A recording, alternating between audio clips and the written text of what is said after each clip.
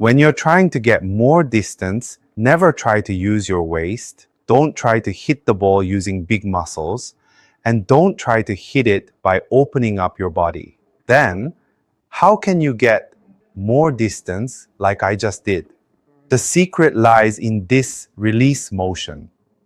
If you can get on the right path and release the head accurately, you can get plenty of distance without even using your body. Of course, rotating your body during the backswing has a very positive effect on distance. But the problem is, during the downswing, many golfers try to use their body, which brings their hands forward. From here, they can't release and their body rises to adjust the path, or they pull their body, making it impossible to release so they don't get any distance. In other cases, if the hips slide sideways first, the club drops behind, and in this state, you can never get a proper release. If my torso turns first during the downswing and my hands come forward, let me try hitting the ball hard that way.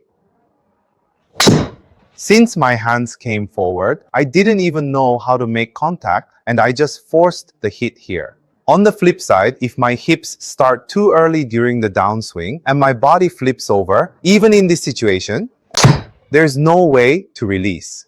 Let's try releasing with the right timing while keeping the body relaxed.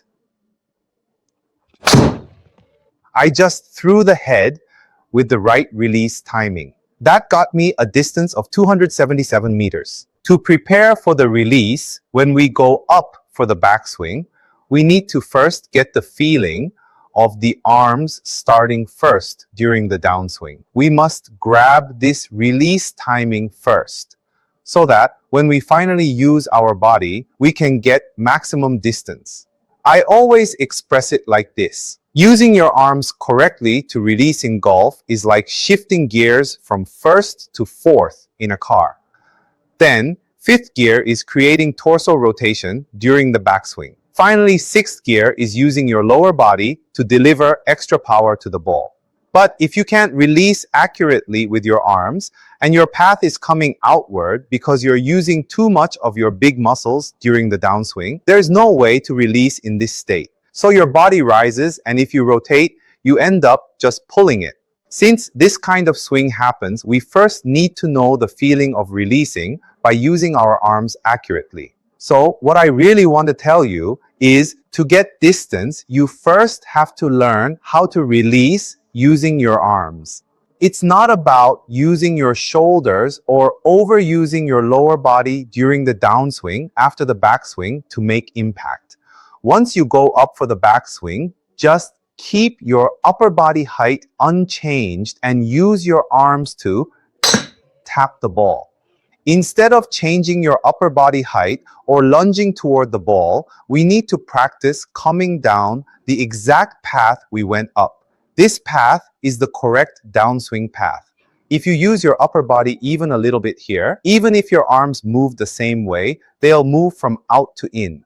We need to practice moving our arms first while keeping our upper body still. At this point, if our upper body uses the lower body too abruptly and causes early extension, of course, the release won't be accurate. We need to practice moving our arms while our body is planted on the ground. Without using the body, try hitting the ball with just your arms like this. This is the most important point of releasing. Once you've got this down, on the finish, instead of me intentionally turning the club like this, if you swing on a normal path, centrifugal force will naturally try to spin the club around. You have to try and feel this centrifugal force, even if you have to force it. That feeling of it just spinning when you let go, that's the timing for a proper release. The timing to relax after going up, at first, keep trying to catch it in the middle, then gradually move it to the right, and right to find this timing.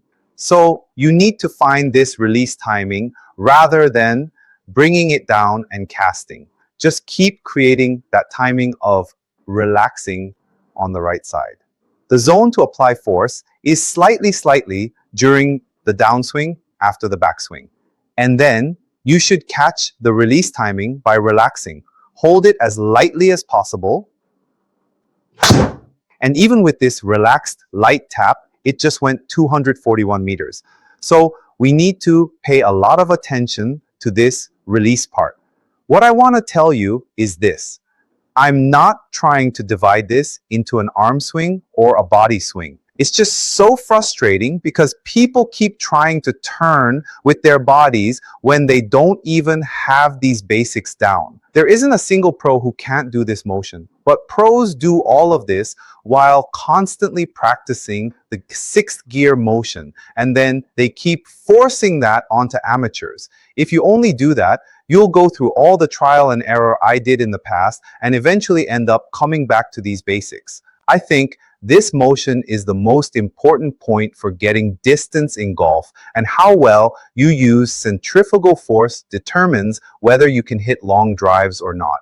I don't think using your body well will ever make the ball go further. Now, you might be thinking this. You've been playing for years or even decades, so suddenly trying to change this motion might feel scary and worrying. But until you adjust, the ball might go right, it might go left, and you might lose distance. Since you've never generated this arm speed before, you might not get distance at first. However, once you adjust just a little bit, you'll be able to hit the ball straight with the exact release timing, and you can hit it consistently every time. If that happens, this club is constantly accelerating, and if our body can rotate with the help of this accelerated force, the rotation will be much better too. Whether you want to do a body swing or an arm swing, this practice is absolutely essential.